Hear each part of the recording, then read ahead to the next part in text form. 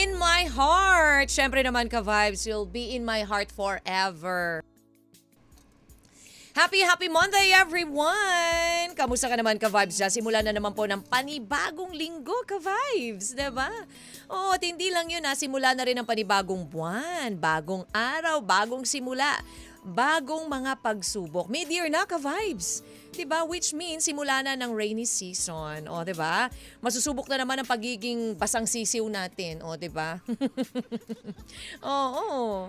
Ayan yung mga sasakyan natin, kung kaya ba nitong mag-transform na maging bangka, ganyan. Kakaiba rin naman kasi ka-vibes, di ba? Ang pagsubok na dinaranas natin tuwing tag-ulan. Aminin naman natin yan. Ikaw ba ka-vibes, ano ba ang mas gusto mo?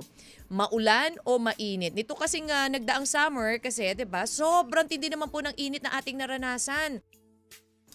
'Di ba? Parang ayaw na nating lumabas ng bahay sa sobrang tindi ng init. Tapos lahat ng malls puno dahil nakatambay lahat. Syempre aircon, 'di ba? Oo, pero mas nakakalakwatsa tayo compared sa tag-ulan, 'di ba? Siguradong maraming lansangan na hindi madadaanan dahil nga sa baha, pero hindi tayo problemado sa init. Yun nga lang, pahirapan naman tayo sa biyahe. Ano ba ang mas feel mo ka-vibes, 'di ba? Paiba-iba talaga ang mag-emote sa ulan o mamawis sa sobrang init. Hirap pumili, no? Pero depende talaga sa lagay ng panahon Parang sa buhay lang yan ka-vibes, ha? Kaliwat ka ng pagsubok ang pwedeng dumating po sa atin, 'di ba? Mga pagsubok na hindi natin inaasahan, na hindi natin maiiwasan. Lahat naman ng mga problema bigla na lang darating sa atin yan Man-made man or dala ng kalikasan ka-vibes. Pero madalas ang mga challenges na ito ang daan para malaman natin ang ating hangganan or kung saan ang ating lakas. Hanggang saan natin kayang harapin yung mga pagsubok, yung tapang or kakayahan natin, di ba? Iba-iba kasing level natin May iba mas malakas ang loob, meron namang iba mahihina, pero for sure meron tayong kanya-kanyang paraan kung paano natin malalagpasan yung mga pagsubok na yan. Ikaw ba ka-vibes ano ba masasabi mong dumaan na pagsubok sa iyong buhay? Nalagpasan mo na ba ang dumaang pagsubok na yan? Halimbawa, sa relasyon, kapag iniwan tayo, usually nang nagiging malungkot tayo, iniiyakan natin, which is normal, pero pag sobra-sobrang pagsubok na, parang gusto mo nang magwala di ba? 'Di ba? Yung tipong tumigil na yung mundo mo, 'di ba? Dapat mag-isip ka rin na ibang magagawa, 'di ba? Take your mind off your sadness, kumbaga gumawa ka ng paraan para mapabuti yung buhay mo. Hindi yung parang iniwang ka na, pinagtakluban ka na, pinagtaksilan ka na ng tadhana, parang wala nang bukas para sa'yo. Nako ka-vibes Mas maganda pa rin na yung mga pagsubok na yan ay nilalabanan natin, hindi sinusukuan. Ang sabi ng iba, mas madali kung sukuan na lang ang problema. Nako, pero sinukuan mo nga, hindi mo naman na-resolve. Pero hindi porket nadali or madali, susukuan mo na lang. Hindi porket simple lang, umayaw ka na, 'di ba? Yung mga ganung bambagay, susuko ka na lang. Kailangan, we always look forward. So, kung ano ang pwede nating gawin sa hinaharap na naghihintay sa atin. Mga opportunities na kapag nawalan ng lakas ng loob, hindi natin maabot o makakamit kasama ng mga mahal natin sa buhay. I know, madaling sabihin ka-vibes na harapin mo na lang yung mga problema at pagsubok na yan. Pero hindi kasi natin gagawin kung hindi natin lalakasan ang loob natin. Paano natin malalaman, 'di ba?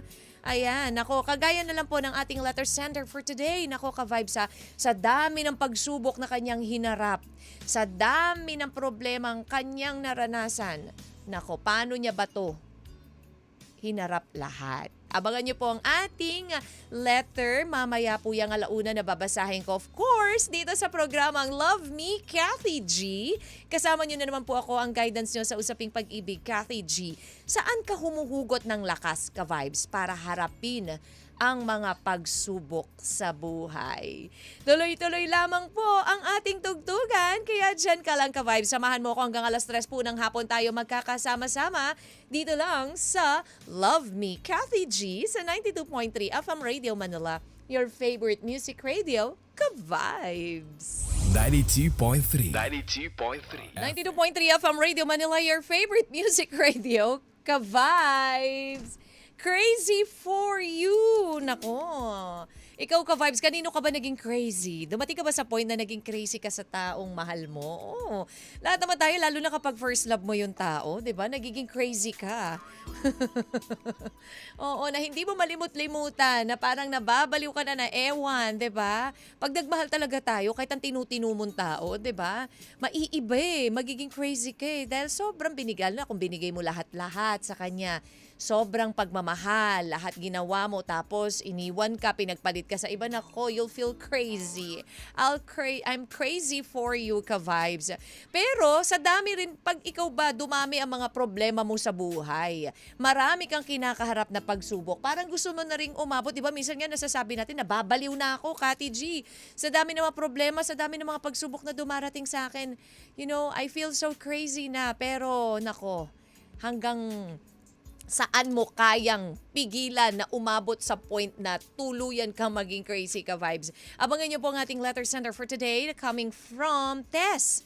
Si Tess po, nako na daming hinarap na pagsubok. Hindi naman naging crazy dahil nilabanan niya po ito. Saan ka humuhugot ng lakas para harapin ang mga pagsubok, 'di ba? Maraming pagsubok ang dumarating sa ating buhay, pero lagi nating iisipin na merong katapusan ang lahat ng ito. There's always a rainbow after the rain. Kathy G. Love Letter.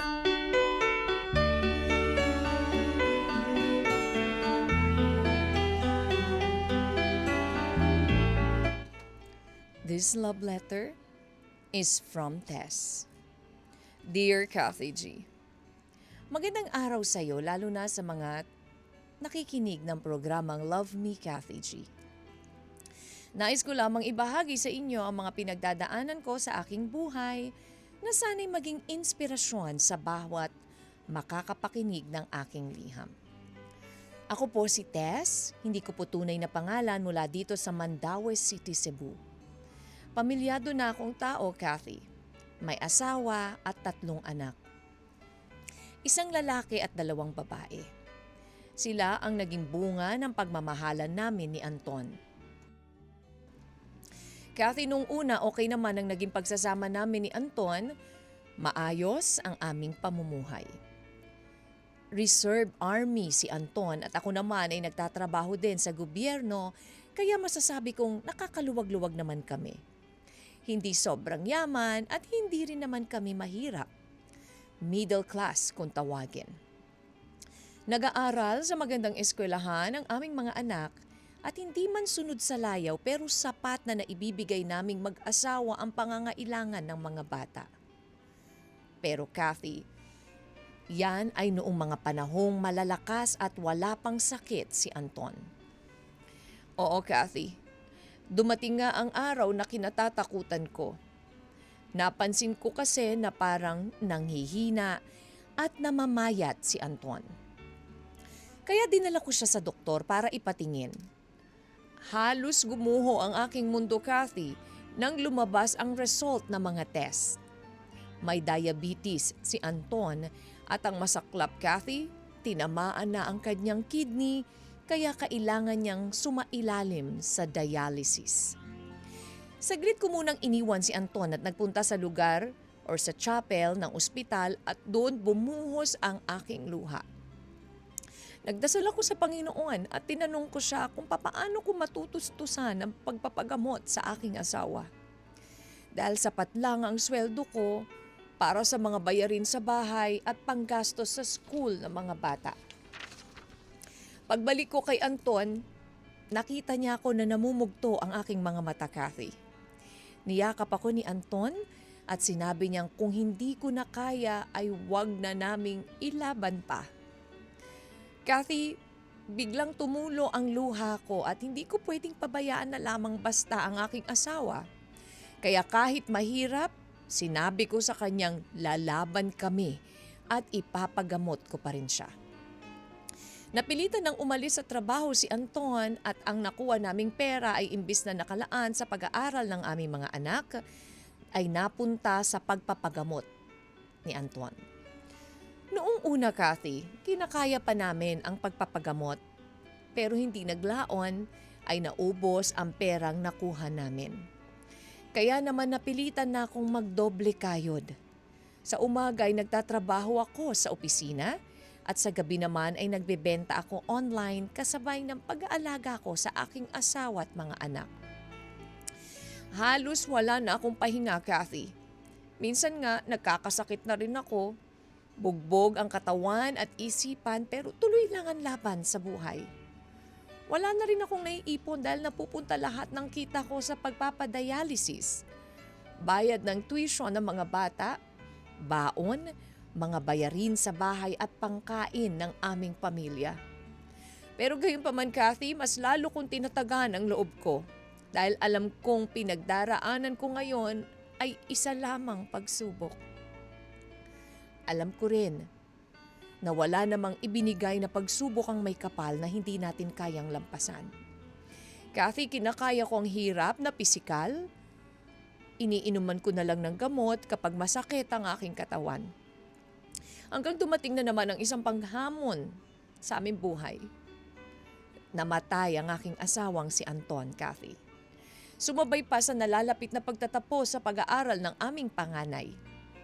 Napakabigat ng pangyayaring ito sa aming pamilya na imbis na nagsasaya kami sa papalapit na pagtatapos ng aming anak, ay siya namang pagluluksa namin sa pagpanaw ni Anton.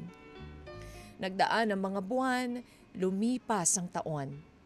Sa pagtutulungan namin ng aking panganay na anak, Kathy. Naigapag namin ang pag-aaral ng 2 ko pang anak at nakapagtapos silang lahat. Ngayon, Kathy, ay tumigil na ako sa pagtatrabaho at ako na ang nag-aalaga ng aking mga apo. Napakasaya ko ngayon, Kathy. Nagagawa na namin na makapasyal sa mga lugar na gusto naming puntahan. Nararamdaman ko nang nalagpasan na naming mag-iina ang unos. Sayang lang dahil hindi na ito naranasan ni Anton, pero alam ko naman na masaya siya kung nasaan man siya ngayon. At alam ko rin na hindi namin malalampasan lahat ng pagsubok na aming pinagdaanan kung hindi niya kami ginabayan. Kathy, hanggang dito na lamang ang aking liham. Maraming salamat sa pagbasa nito. God bless you all. Nagmamahal at nagpapasalamat ng lubos. Tess. Totoo naman, mga pagsubok lang yan. Aminin mo dito, sige, ikaw ka-vibe. Sino dito ang walang problema, walang pagsubok na kinaharap, di ba? Lahat naman tayo dumadaan sa mga pagsubok sa buhay eh. Diyan nga tayo natitested. Diyan nga tayo nagiging matatag sa mga pagsubok na yan eh. Katulad na lang ng ating letter sender na si Tess. Grabe, di ba? Alam mo yung para kang naputulan ng kamay, nawalan ng isang paa kapag yung taong inaasahan mo, taong sinasandalan mo ay nawala pa sa'yo. But then hindi po pinanghinaan ng loob si Ma'am Tess, si Miss Tess kasi patuloy siyang lumaban kahit na alam mo yon, ang hirap lalo pag meron talagang taong may sakit, ang hirap. Itong kanyang asawa ay nagdadialysis, isang sundalo pero hindi na kinaya, dumating sa point na nawala na ito, kinuha na ni Lord at naging mag-isa siya sa buhay, kapiling ng 3 nilang anak. Pero mabuti na lang at yung mga anak niya ay meron ding pangarap sa buhay, 'di ba? Yun yung maganda eh. Kasi ang pangit naman kung halimbawa ikaw lang yung lumalaban do sa mga pagsubok na yon, tapos hayahay yung mga junakis mo, hayahay yung mga taong inaasahan mo na akala mo magiging sandala mo. But good thing, happy to hear na itong nangyari sa iyo, Ma'am Tess, ay nalagpasan mo yung mga pagsubok na yan, 'di ba? Ngayon, happy na siya sa buhay niya kasama ang kanyang pamilya, ang kanyang mga apo. Ayan, kayo ba, ka-vibes ha? Saan ka ba humuhugot ng lakas para harapin ang mga pagsubok na dumadating sa iyong buhay? Kanino ka ba lumalaban? Wow, parang commercial lang, diba? 0916-563-1777. Again, it's 0916-563-1777.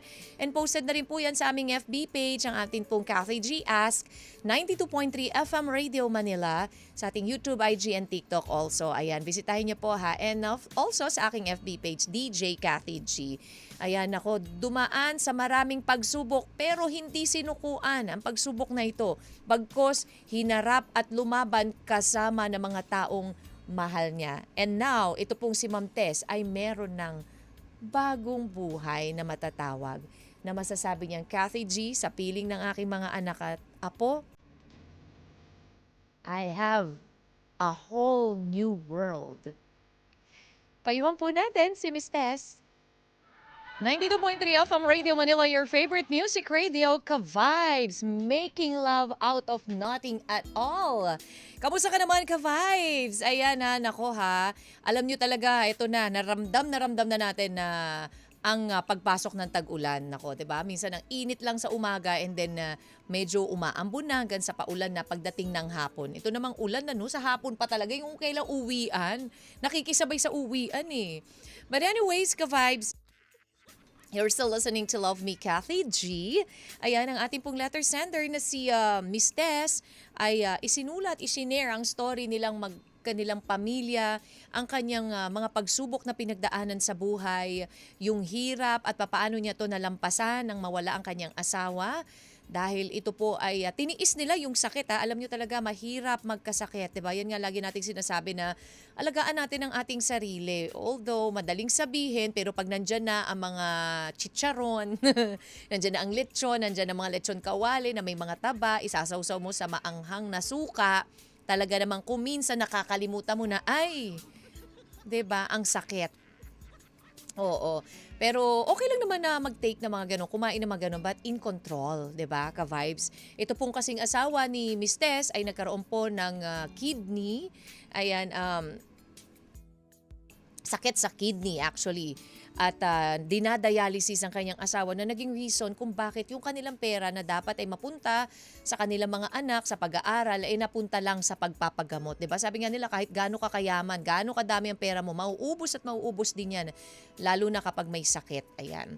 Alam niyo po ba na ayon po kay Dr. Romina Dagilan sa isang pahayag, noong 2024, mula 2022 hanggang 2023 daw, nagkaroon ng 40% increase sa numbers sa mga bagot nagsisimula pa lang ng dialysis patients ha. Ang numero na ito ay nakaka-alarm sa National Kidney Transplant Institute. Naku po. Ayan ha, ang hirap ng dinadialysis, Ka-Vibes. Kaya ingatan po natin ang ating mga katawan. Again, ang ating letter sender na si Tess ay dumaan sa napakaraming pagsubok pero nalabanan niya. At ito ngayon, masaya siya kapiling ng kanyang mga apo at anak. Sabi ni Tadeus Conti, aba, si Mr. Tadeus, sabi niya, Kathy G, ayaw na kita mag-nosebleed. Itatagalog ko na, okay. Engineer Tadeus, sabi niya, sa bawat nilikha ng Diyos, kakambalang pagsubok, ninais niyang idulog at ihikbi sa kanya ang lahat ng dahilang anak tayo ng Diyos at magsusugo siya ng anghel upang sumaklolo. Wow, napakalalim naman po nito ngayon ha. Hindi ba't sa likod ng ulap ay nagkaroon ang gininto ang araw? Nais ng Diyos na tayo masaktan, bumangon at lumapit, magpilit upang magtagumpay. Kailangan humakbang ng makailang daang ilang steps upang marating ang tugatog. Ang patuloy na pagpatak ng tubig sa higanting bato ang darating, ang marating ang tugatog. Darating ang sandali na magbibiyak ito. Ang bawat isang unday ng palakol na tatama sa higanting puno ay mapapatumba sa paglipas ng panahon. Ang lalim naman po nito. Tayo makbang muli dahil sa ikatlong pagliko, maaari naghihintay ang korona ng tagumpay. Kailangan lang natin ng gabi upang hanggaan ang liwanag ng araw na nais ng Diyos na tayo'y masaktan ng ilang ulit bago magtagumpay. Kahit minsan lamang. Nawi ka ng Diyos, tandaan mo anak, pagsubok lamang yan. Ako ang iyong Diyos at masigit ang laki kumpara sa problema. Naririto ako at tawagin nyo lamang at ako'y tutugon sa inyong mga hikbi. Amen to that. Mr. Tadeus Conti, thank you so much. Oo, parang ganun din. Parang nagtang twister ako dun sa Tagal. Thank you po. Maraming salamat po. Very well said. Ayan. Sa iyo, sabi ni William Mortel. Ayan. Uy, William ha. Nice to see you dun sa UP. Ayan. Sa mga friends at mga fans ko po ako humuhugot. Salamat sa pa-picture. Yan. Thank you, William Mortel, sa pagpunta. Ann Penne, 0423, my source of strength First, si God, then my mother, husband, son, and last, my close friends. Thank you so much, Ann Penny. Ayan, Juan Miguel Gamutia, mga dakong hindi alam, parts unknown. Oo, hindi pa nananghalian, si Juan. Kathy G, for me po, dahil wala na po ako mga magulang, sa mga kapatid, sa mga close friends, at higit sa lahat kay Lord. Patuloy lang po magdasal para may lakas na harapin ang mga pagsubok. Yun lamang po. Thank you, Lerma, and hi to all ka-vibes. Sabi naman ni May Bepan, para sa akin, humugot ako ng lakas sa mga anak ko. Kung hindi sa kanila, hindi ko makakayanan lahat ng pagsubok at always ako nagpapasalamat sa Diyos na hindi niya kami pinabayaan. Oo naman, hindi kayo pababayaan ng Diyos. Basta marunong lang po kayong magdasal. Marunong lang kayong tumawag sa Kanya. 'Di ba? Nandyan lang siya, always nakagabay. Sa family, syempre, sabi ni Renato, si Yausap Bengson and Fire Real standby. Syempre, sa lahat pa rin po na gusto magbigay ng kanila pong payo, a reaction para sa ating letter sender na si Tess, 0916-563-1777. Diyan nyo po yan isisend, lalo na doon sa mga huhula po ng ating title for today or sa FB page po, 92.3 FM Radio Manila or my FB page, DJ Kathy G. Walang bibitiw ka vibes ha. Magbabalik po ang Love Me Kathy G dito lang sa 92.3 FM Radio Manila. Your favorite music radio, ka-vibes, favorite. 92. Next time I fall in love, syempre gusto ko ikaw pa rin. Oh, ang sweet. 92.3 FM Radio Manila, your favorite music radio ka-vibes. Love Me, Kathy G. Pong. Niyo pa rin pinapakinggan at ang ating pong letter sender na si Tess ay isinare po ang story ng kanyang buhay, papaano niya pinagdaanan at nasolusyonan ang mga hamon o problemang dumating sa kanyang buhay. Ayan, yung kanyang asawa po na isang sundalo ay nagkasakit, nagdialysis, ayan, dahil nagkaroon ng diabetes. Ito ha, para po doon sa mga mahihilig kumain ng mga matatamis. Ayan, wow, lupus talking Kathy G ha. Oo. Nako, usapang health po ang ating letter ngayon ha. Pero ayun, bukod po doon sa nagkaroon ng sakit yung kanyang asawa na naging cause kung bakit yung pera na dapat ay para sa kanilang kinabukasan ng kanyang mga anak ay napunta lang po sa lahat sa pagpapagamot ng kanyang asawa na eventually rin ay kinuha rin ni Lord. And yan ngayon, Kathy G, ang daming hirap pa na pinagdaanan ko yet hindi ako sumuko. Ngayon, masaya na ako sa piling ng apo at mga anak ko. Alam niyo po ba ka-vibes napakadaling makapag-adjust ng ating kidney. Kaya ang mga sintomas po ng sakit na bato ay mabagal ang paglitaw. At maaring ang hindi lumabas ang mga ito ha. Merong iba na parang, ay may stones ka pala. Ayan, at mararamdaman lang yan kapag nasa advanced stage na ang sakit. At ilan sa sintomas na dapat yung pakabantayan ha. Ito po, para alam niyo po at aware din kayo.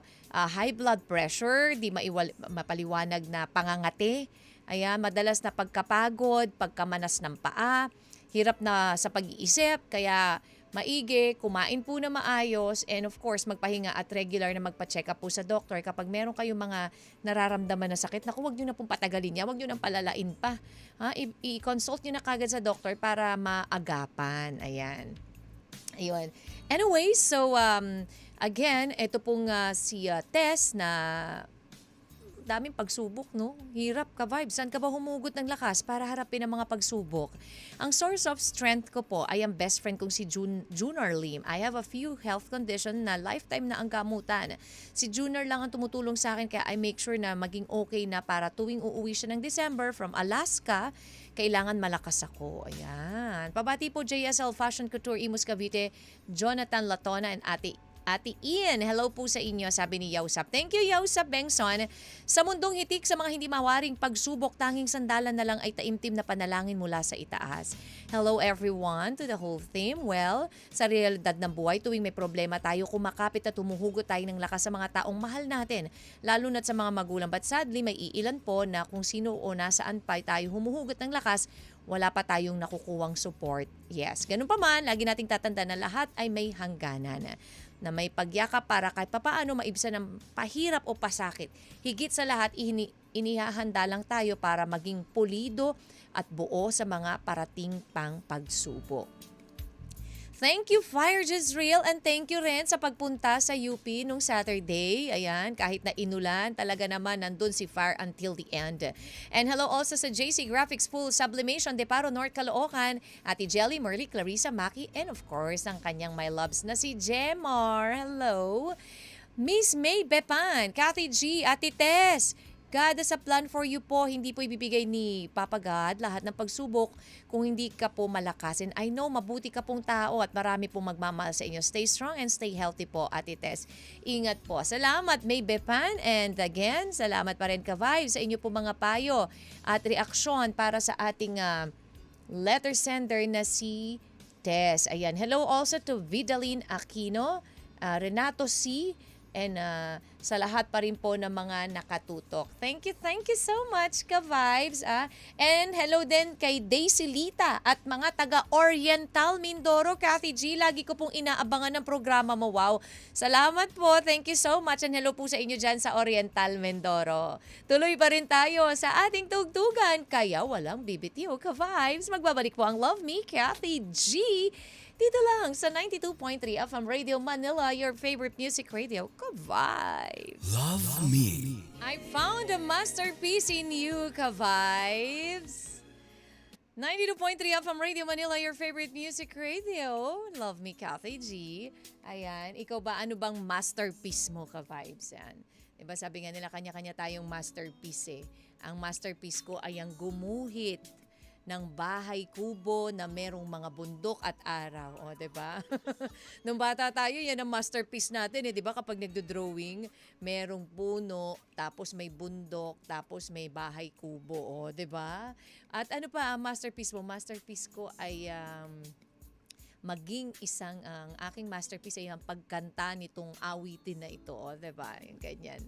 Anyways, ang naging masterpiece ng ating letter sender na si Tess ay ang pagiging matatag. Ayan, ang pagiging matatag sa buhay. Saan siya humugot? Ka-Vibe, saan ka ba humuhugot ng lakas para harapin ang mga pagsubok? Katulad ng ating letter sender nga na si Tess na humugot ng lakas sa kanyang mga anak mula nang mawala ang kanyang asawa dahil sa sakit na pagkakaroon ng kidney. Ayan, kidney failure.